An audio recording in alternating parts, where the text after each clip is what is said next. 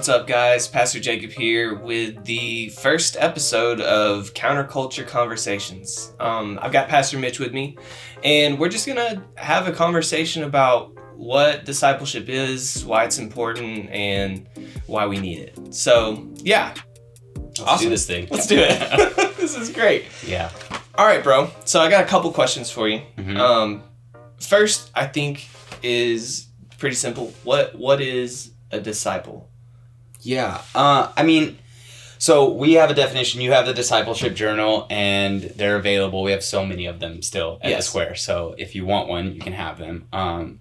We have come to a definition of discipleship at the Square as an apprentice of Jesus committed to learning and practicing his ways for the renewal of all things. And, a disciple is Jesus called disciples. And then he told his disciples to go and make disciples. And essentially, the whole purpose of what we're doing at the church and trying to have community and following Jesus is that we would be disciples of Jesus and that we would help people become disciples of Jesus. So that's what a disciple is. And that's what we're here to try to make and help us become better disciples. Yeah. Sweet. All right. Another question. Why does it matter? I think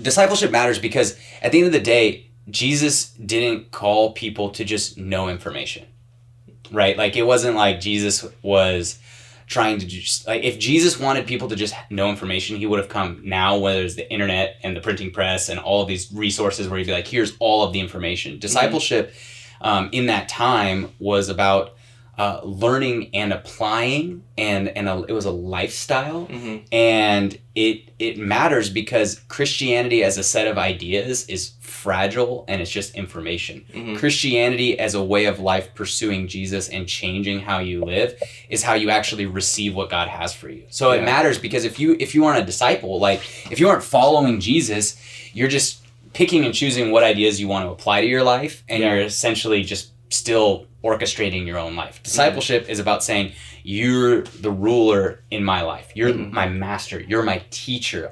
You're the one I'm going to follow. And I'm no longer the orchestrator of my own life. You are, And I think something that you said, discipleship is countercultural in the fact that I think in my mind, we live in a microwave culture. Yeah. Where it's like, I press 1 minute on my frozen burrito and I've got it in a minute. Yeah. And then I have indigestion right after. Yeah. And then I am instantly regretting my decision. Or we live in a world where I make a phone, so I sign up for my phone. I have a contract with my phone. I just pay an extra couple $100 and I get out of it. Right. Or so we live in a culture that doesn't value time really put into stuff and time put into things. And I think we live in a culture where we want it and we want it now. Dude, a new game can drop out on Steam or Xbox or whatever, and I don't have to go to the store anymore. I don't have to do any of that. I can that night at 12 o'clock download it to my computer or download it to my Xbox or download it to whatever. There's no when we were growing up, dude, I remember when the first Modern Warfare 2, when Modern Warfare 2 came out.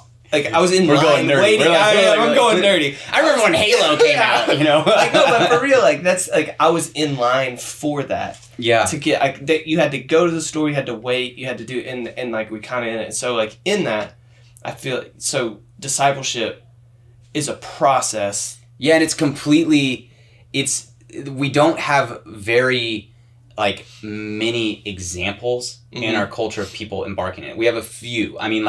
We have the education system where if you were going to become a doctor, you're going to go to school for 6-8 years. If you're going to become if you're going to get into a profession, you're going to go to schooling to do that. But the average person isn't embracing a lifestyle of learning and growing. We have what I would say an arrival culture and not a growth culture.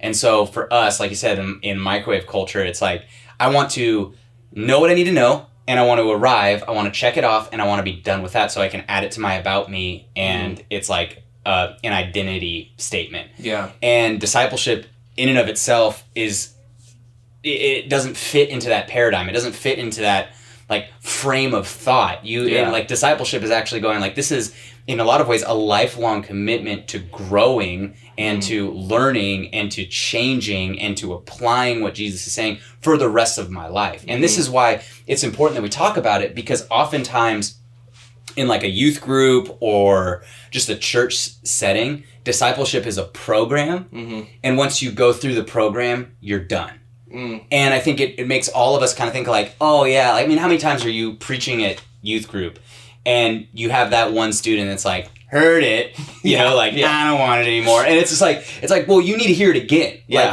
this isn't something that's like, once you've heard it, it's not one and done and you move past it. Discipleship is the thing.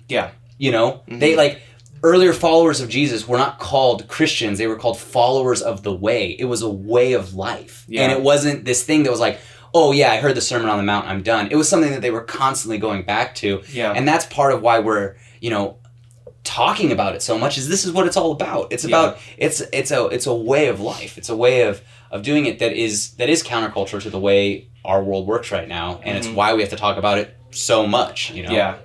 I think that a lot of times when we, even in our Christian faith, when I remember first becoming a Christian, right, and there's a promise of hope, there's a promise of freedom, there's a promise of these things that we believe is going to come, right, and sometimes I think that we just immediately think that everything's going to change. It all works like that. It just boom, overnight, immediate, right, and dude, so you hear the crazy stories of stuff. Literally, people be like coming to Jesus and immediately being freed from addiction, or like. My grandfather, he when he didn't come to know Jesus until he was like in his 40s.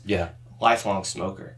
But whenever he came to know Jesus, like felt the Lord be like, you need to give that up, and he just same with know? my grandpa.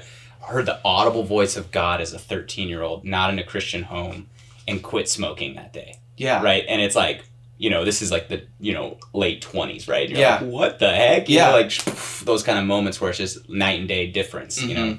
And so all that to say, it's like sometimes when we come to the understanding of discipleship, I think one of the most important parts is that we actually get into the mindset that this is a long game, like the long con. you know, it is the long-term goal. Like we're in a marathon. Like this is why some of the scripture Paul references is it being a marathon, not a sprint, not a sprint.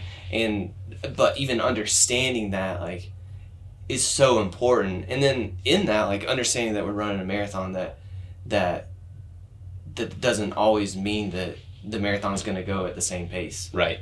You know, like marathon runners, they set themselves up for a pace, and then there's certain points where they cut back or they do, or you go forward, and like understanding that part of our discipleship process could be, you know, trailblazing. And then there could be other parts in our discipleship process where it may feel like same thing, same grind.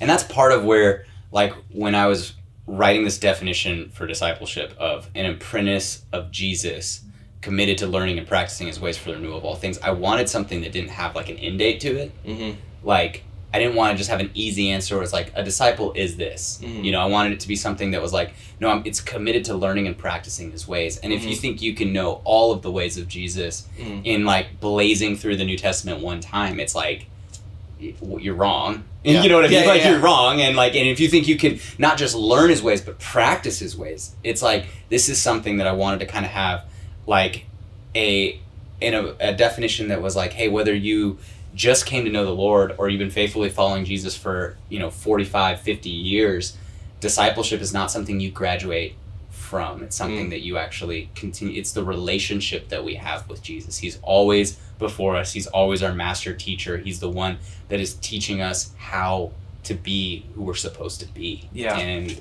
I think, kind of reclaiming that, like, as a lifestyle. You know, like, this is a lifestyle. This is not just information. It's a way of life. It's a way of being, and it should change literally everything that you do in your life. You know?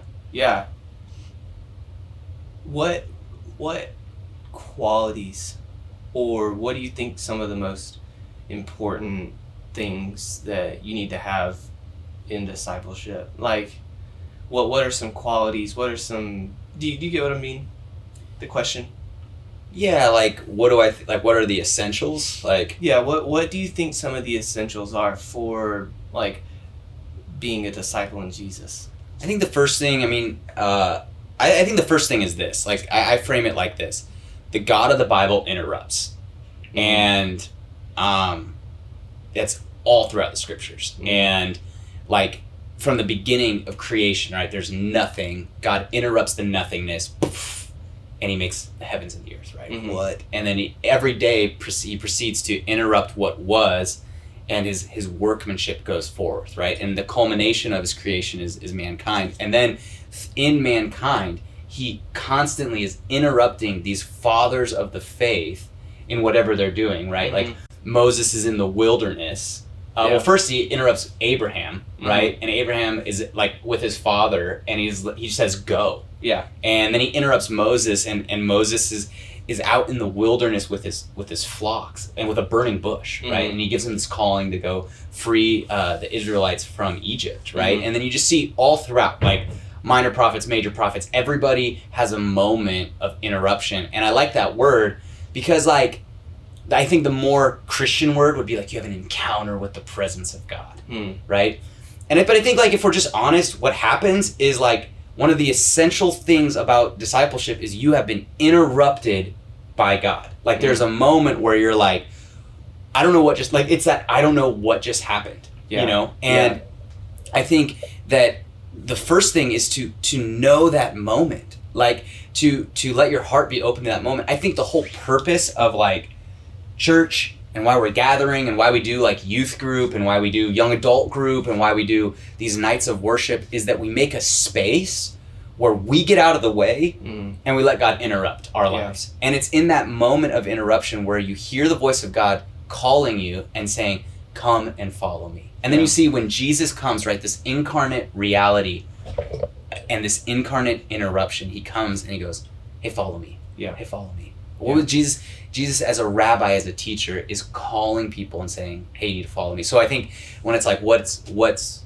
kind of qualities first is, man, wherever you're at, God wants to interrupt your life. And he wants to show your soul that thing that you're longing for is available in him, right? And so you have this moment where you're like, God's real. Yeah. Or I don't know if God's real, but something's bigger than what I thought it was, right? Yeah.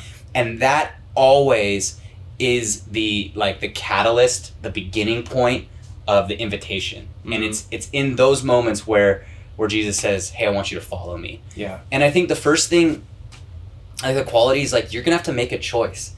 Sometimes you don't get a choice on when God interrupts your life. Mm-hmm. Like, you know what I mean? Like, you grow up in a Christian home, you're going to church, God is present kind of in your conversation. Sometimes it's the story of the guy that gets in a car accident, life flashes before his eyes and he goes, God, talk to me. You know what I mean? Like, there's moments. You don't always get to choose when God interrupts. God chooses when he interrupts. Mm-hmm. But the interruption of God leads to an invitation, and you get to choose how you respond to that invitation, right? You have the faithful disciples of Jesus, and then you have the rich young ruler that's like, nah, I don't want any of that. Yeah. If it costs me all my cool stuff, I don't want that. Yeah. And so you see Jesus being rejected, and you see Jesus his invitation being accepted. And I think that's probably the first thing that's a quality is, like, you're going to have to make a choice. Mm-hmm. Like, you're going to have to make a choice whether or not you respond to the invitation of discipleship. And then you're going to have to, like, do the work. You know, like, there's a part of, like, church, we try to make church so easy sometimes that we, like, take out that reality that's like, okay, God is good, and he's always good. Yeah.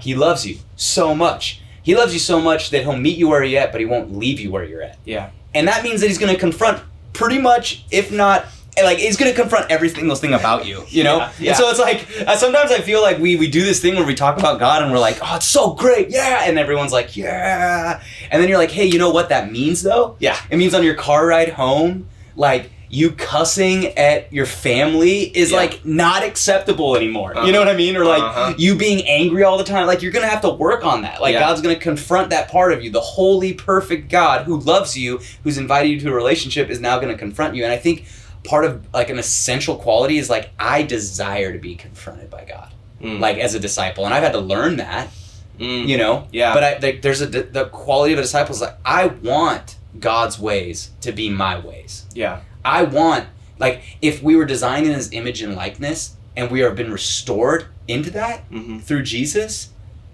well, I want to look like I am a beholder of his image and likeness. That's what I want, you know? So it's going to confront all of my kind of humanness, you know, like in my flesh, my sin, all that stuff. And so I think that's probably like the first part, you know, like it's going to take a commitment and it's just it's life, you know? Yeah.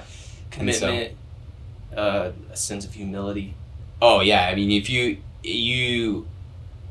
I have a pastor in my life who's like, I literally do not care how talented someone is. If they have no humility, they're not really a follower of the Lord. And I'm like, woof, that's, you know, and it's like, it's hard, you know, but I think humility is like, humility comes from the practicing in the presence of the Lord where you're like, God, like I go before the presence of God and I'm like, how fragile of a man am I? Yeah. You know? Yeah. Like, I can freak out about the smallest things and you're seated on the throne and the world seems like it's falling apart. You know what I mean? Like, I want to be humble. I want to be able to be moldable. I want to learn. Yeah. The word disciple, like if you translate it, it comes from the same root as math. So it's about learning. Yeah. And so it simply means learner.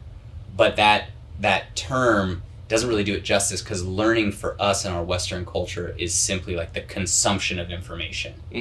And so Jesus as a rabbi, right, as a teacher, would be taking his Talmudim, his disciples, and he would be basically explaining how to apply the Torah, the first 5 books of the Bible, to their life perfectly, right?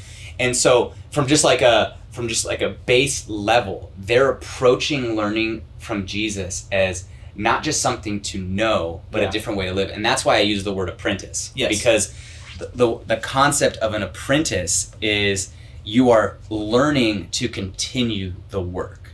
And so if you are, you know, like if you're going to be a doctor, you have to do clinicals. So your wife's in clinicals right now. And so she is, I'm assuming, basically doing like practicing the work with someone watching her do the work. Is that right? Yeah. So it's like, so very rarely we do this though. So if you want to be a doctor, if you want to be a physical therapist, if you want to be like a carpenter or work in construction, you're going to basically follow these like 4 stages of apprenticeship. And the 4 stages are the master or teacher does and you watch. Then he does and you help. Then you do and he helps. Then you do and he watches. And I think this actually fits directly into what it means to be a disciple of Jesus. Because, I mean, just think of this, right? Jesus in Matthew 4, I think, calls Peter and Simon to be disciples. He says, hey, they're fishing. So he's like, hey, drop your nets. I'm going to make you a fisher of men. And I was listening to a pastor the other day, and he was saying this idea of being a fisher of men isn't like this really play on words that Jesus just made up. It's actually like, he was saying like, that's a word, that's what rabbis would be called. Like it's to capture people's thoughts. So he's basically saying, hey, I'm a 30-year-old master teacher. Follow me. I'm going to make you a master teacher. Which is crazy because he builds the church off Peter, right? I'll build a rock off of you. Like I'll build a church off of you, the rock, right? Which is nuts. We can get in that later. But like the point is he's like, I'm gonna make. And then what does he do? Matthew 5, the Beatitudes, Sermon on the Mount, 5-7, Sermon on the Mount. He teaches them. So that's I do, you watch. His disciples are probably like, whoa, this is like, you know, like the best sermon ever spoken, right? And they're just like, oh my gosh. And then what happens? It's the feeding of the 5,000. And what do the disciples do? Jesus breaks the bread, blesses the bread, and says, okay, you guys hand it out. Right? And you can imagine, right? You're a disciple and you're like looking at your brother, Simon, just being like, this guy's nuts. Right? Like I don't know how tiny I can rip this bread up to feed 5,000 people. But then you're doing, and Jesus is sitting back watching what he did, and he's watching your faith grow. And then he sends out the 72. And he's like, hey, you know what? We've been working together a little bit. I've been teaching you. We've been, you know, doing these like fireside talks and chats, you know, with the Lord of Lords, you know, like, and then he's like, he's like, go out, heal the sick, and cast out demons. Sends them out. And they come back and they tell him, yeah, we did it, right? Like, and Jesus is with them, working with them, and there's moments where they're like, how come this one didn't work? And he's like, oh, you got to learn this. This one comes out only with fasting, right? And you're like, oh, what? And then Jesus leaves after the resurrection and imparts the Holy Spirit and then builds the church off of it. Mm-hmm. So it's that kind of apprenticeship thing, and that's kind of why I believe that when you frame the idea of a disciple, it's not, once again, not just about consuming information, but it's about knowing information and life application. Yeah. Right? So it's learning and practicing as an apprentice that we may do what Jesus said, you will do greater works than I, right? And this is not like this weird hierarchy of like greater works. It's this idea of like, we follow Jesus so that we can continue his work. Mm-hmm. Just like if I wanted to be a doctor, I'm going to watch how they do it so that I don't just wing it when I'm doing heart surgery on someone and be like, sorry, you know, like, my bad, bro. My bad, dude. Yeah, you're dead, you know, like, and I think that's kind of like, I think there should be like a great sense of peace in that too. Like, Jesus goes before, he's trying to show you, so you just got to kind of know where you're at with the Lord. Yeah. You know, and know that he's apprenticing you so that you can continue his work. And so, and I just, there's no easy way out either. Mm-mm. Like, there's no performance enhancers. Yeah. There's nothing. There's no steroids for discipleship. You know, like, there's not. There's not. It's like, maybe going to Israel and studying under a rabbi might be the ones, you know, the one surgeon, like, I know, you know. Well, and it's like, and there really is no easy way out. Think about it, like, if Amanda never answered a question in clinicals, she would never graduate. So you'd be spending all this money for nothing. At some point, your name's going to get called, you're called into the game. Mm-hmm. And this is a thing that we do, like, how sad is it? And, I mean, this is why I'm stoked that we're having this conversation, is like, how sad is it that people don't recognize that God wants to put you in the game and they are content with a church where you just sit. Yeah. You know? Yeah. I mean, how many of our friends, how many of our like people in our community that we know that are like, man, it breaks my heart that I spent years never applying anything and not believing that God wants to do something through me, in me and through me. Yeah. And it's like God, the agenda of Jesus, the entirety of his ministry was that I'm going to shape these young men and young women to walk in the calling. Yeah. Every time God interrupted, right, he restored relationship and responsibility from Abraham to Peter and to Paul, right? Like, we see it, like, over and over again. And, you know, as we sort of move forward, you know, what in your mind, I think we all have like can sort of relate, be like, oh, I know what discipleship would look like for me. Mm-hmm. What do you think discipleship looks like in the life of like for counterculture, a middle schooler, or a high schooler, different, you know, like what do you think it looks like? Yeah, I mean, it's, you know, I think that the first thing is, you know, you show up. And I don't mean like to youth group. Yeah. I mean like you show up. Like show up in life. You know, I think that, well, I'll just say this, like, and maybe this is worth being in the, like, this YouTube thing, or you can cut this or whatever, but it's like, youth group used to be this thing that you do so that you could actually remind yourself that you're a kid. Yeah. Like, it used to be, like, youth group started when kids had jobs at 14. Yeah. You know, and I'm sure someone right now is watching this and they're like, I have a job. And I'm like, okay, cool. One guy in the youth group, like, get out of here. I mean, that was... Get out of here. Yeah, I had a job too. Yeah, I mean, I was at Subway, you know, eat fresh. And this episode is sponsored to you in part by Subway. Comment, like, below for your gift card. Yeah, we're going to be giving out gift cards. It's going to be awesome. But it was invented in this time in history where, like, the like goal of a high school student, a junior high student, was to grow up. You had to grow up fast. Yeah. And think about you're like right after World War II. Yeah. Right? It's like, oh yeah, you know what? You're 18, you're in the army. Yeah. You're gonna go to Germany. And, right? Yeah. And you might die. And or you have Vietnam, right? It's like, oh yeah, my friend just got the call, my friend is dead. You know, like there's a pace. Yeah. And then all of a sudden our world is like slowed down. And now like, you know, I mean, you can think of it like plastic surgery and stuff. People are trying to stay younger. Yeah. As like, that is the goal. I want to stay in my adolescence. I want to be youthful. You know, I will take whatever drugs I can, whatever Botox I can shove into my face, whatever lifestyle. Like, I don't know. This is like so stupid, but like, we've all seen like the 50-year-old dude that's like in like this dress like a 14-year-old kid. Yeah, you know, you walk through the mall and you're like, you and your son are wearing the same clothes. Yeah. This is weird. You know, like, you're not 14. You know, you can't be like, what up, dude? What up, bro? You know, like, I don't even know what cool slang. I'm not cool. This is like me showing that I'm not cool. Yeah. Maybe that 50-year-old's cool. Maybe but he is. All to say is like youth group became this place where it's like pause. And now, you know, the world is at pause. Yeah. And I think what youth group needs to be is like, now I want something for my life. Yeah. Like, I think the best thing a youth group could have, I'd rather have a group of like 10 like youth that are like, I'm hungry for life. Yeah. I'm going to take life. Yeah. You know, I'm going to be the best that I can be. I want to show up every single day. So I think the first thing is like, show up. Yeah. You know, Jesus doesn't need you to be a 45-year-old as a 14-year-old. Yeah. Jesus just wants you to show up with the fullness of your 14-year-oldness, you know? Yeah. So show up, give all you got, you know? Yeah. I think the biggest thing that we do is like, if you, I almost just said a bad word.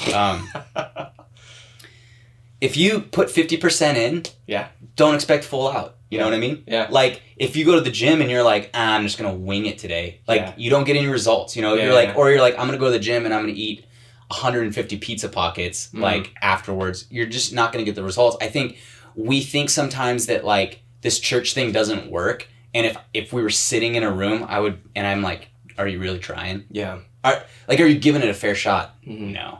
Yeah. You know? So I think the first thing is like show up. But that's even if you want to. Yeah. Like if you even want to, you know? Yeah. Yeah. I think you have to make a choice, you know? I think you're 14, 13, you know, like in other cultures, you're 13, you're a man, you're a woman. Totally. So, like, I don't, you know, and I don't pull punches on this, you know, like, and so, you know, someone else can coddle you and tell you that you're still a baby. Yeah. Your mom can. I mean, you know, like, if you want that, that's fine. I don't think that that's what you really want. I don't think that's going to satisfy your heart. Yeah. I mean, I work with 30-year-olds that are like, can you coddle me? Am I okay? It's like, no. Yeah. Grow up, you know? Yeah. And, you know, grow up in the pace that the Lord has for you. All I'm saying in that is like show up, make a choice, and give it all you got. And I think that's just like the first thing. Like, okay, you're 14. You know what? You got school. Yeah. You got a family. You don't have a car. Yeah. There's not a lot that you can do. What you do get the choice of is like you can play Fortnite forever. Which is like, what is that doing for you? Unless you become unless you're streaming and you're making a ton of money, which none of you are good enough to do. Yeah. Like. Actually, I have a nephew that's like won a competition, so I guess it's possible that one of you maybe potentially, you know? Like, but it's like you're you. I guess maybe, and it's an understanding of this. Everything that you do forms you. Everything that you do shapes you. Yeah. Whatever you do is what you're devoted to. So you need to ask yourself when you look at your life. Yeah. Is where I put my time the place that I want to shape me? Yeah. You know, and. You know, no shade on Fortnite, no shade on video games, no shade on Netflix. Like, I like, there's a place for all of it. Totally. But I don't want my life to be more formed by Netflix than by Jesus. Yeah.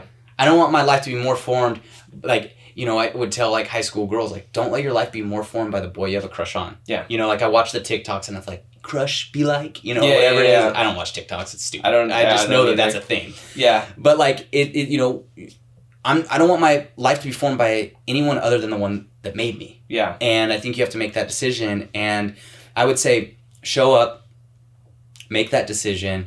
I would say get around someone that is ahead of you. Like, find someone to learn from. You know, this is why, like, I love you. Why I trust youth with you is, like, you are able to walk with students. You know, like, get around people that love you, that want the best for you. And allow them to speak into your life. Yeah. You know, allow people to speak into your life. We used to respect our elders because our elders held the wisdom for how to do life. Now we have this thing called Google. Like, I can literally Google whatever I want and get information. I no longer have to go to you. Yeah. And I think that that's like trash, man. Like, Get around people that love you, because Google doesn't love you. It might give you the right answer. It might even teach you how to do the thing. Yeah. But totally. Get around people that are going to do that and love you when you mess up. Yeah. You know what I mean? Because, like, I can change a battery in my car because of Google. Mm-hmm. But when I mess up and my car, like, doesn't work. Yeah. Google doesn't go, hey, man, we've all been there. It sucks. You know? Yeah. Like, No, you know, and so when it comes to, like, faith, you know, get around people that love you. Get around people that'll pray with you. Get around people that believe more than you. Yeah. And prioritize those relationships in your life. Yeah. And my life's literally changed because I had youth pastors that showed me how to read the Bible, showed me how to be a leader, showed me how to be a man, and was patient with me when I was a 15-year-old, 16-year-old, 17-year-old knucklehead that did the absolute worst thing, wrong thing, you know? Like, and my mom's mad at me and my dad's mad at me, and I'm like, well, at least I have my youth pastor here that's like, hey, there's grace. Yes. Never do that again. You know what I mean? Never do that again, you know? And so... yeah, that would be the first step. Get the discipleship journal, read through it. Yeah, man, Dad, this is just an incredible tool to have, and I think, you know, as we close, there's just a couple things. One, if you don't have it, I'm just gonna do a shameless plug. Hit the angles. Just the discipleship journal. Every camera right here. Hit it. You know, like. There's a lot of really good stuff in there. It's got like a reading plan. It's got all this stuff, and it's got a lot of what we're going to be talking about over the next few weeks and that we're going to be diving into. But you did say something that I just want to reiterate, and I've told youth group this, and people know this. Regardless of whether or not you choose to be formed by Jesus, you're going to be formed by something. Yeah. Yeah. And that at the end of the day, you need to remember that. Yeah. Yeah. Whether you're formed by Jesus or you're formed by the world, you are being formed by something. Yeah. Yeah, and you know, I would just say, like, you know, in this kind of closing, and I'll let you close because this is your heart, but I would say, like, my heart in that is like, why, like, you started the question with like, why discipleship? Yeah. And it's because you should be formed by the person that loves you. Yeah. And the one that says, I've come to give you life and life abundant, that you would know the fullness of life.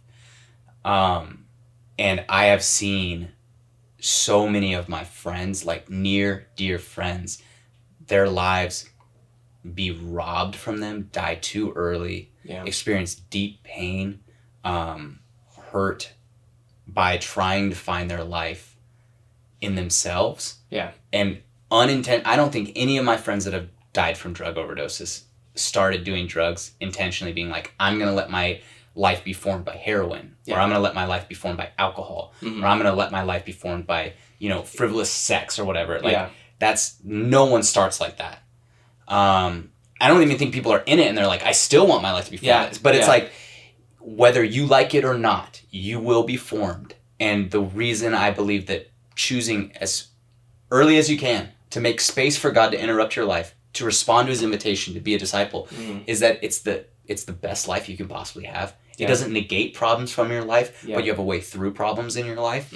And it helps you avoid a lot of pain that you don't have to go through. Yeah. The world doesn't have to like write your story. Yeah. God can. You don't have to be that guy that's like learning from experience. You get to be the person that gets to learn from other people's experience. Yeah, and I think that's what Jesus wants. Like, why do we do youth group? Why do we do any sort of group? It's like, Jesus wants to tell you what to do, and his ways are good. You know, like, he doesn't want you to, you know, Jesus doesn't want you to hurt. Yeah. You know, he wants to heal you. Mm-hmm. So, you know, we both have friends, you know, we've lost friends, we've lost family. Yeah. In circumstances that are sad, they're devastating, and it's hard. And I think you're absolutely right. Like, I my whole reason of doing this is like, I don't care, like, that I care at the end of the day that you know Jesus, because I think walking with Jesus, learning how he lived and how he wants you to live, and then partnering with him to continue his ministry on this world is the best way to live. It's the only thing I found life in my life. And I've done enough and I've seen enough to say that with confidence. And my hope would be that people would respond to that, you know? And that they would at least make space in their life for God to interrupt their life. you know, at least make space. And to see the invitations on the table, you know. No, that's good. That's good. And making space doesn't have to be some crazy thing either. No. It can just be sitting. You will find what you look for. Yeah. You know what I mean? Yeah. And if you're like, God, I don't know. Like, I don't know if you're real, God. Yeah. Show up, yeah. you know? And ask someone else to tell your story for you. Yeah. And start to hear what they see happening in your life and go, like, did you orchestrate that? Yeah. Some of it maybe, but did you do that? Yeah. Did you give yourself that? Did you open up that door? Were you out in front of that person? You know, like, that's all. No, it's good. Stuff. It's good. I appreciate it, brother. Thanks for taking the time and just pouring into me and pouring into, you know, anyone who gets to watch this. So, yeah, we appreciate it. Yeah, it does. Fun with friends. That's what we should call it. That's what we should call it. Fun with friends. Fun with friends. Yeah.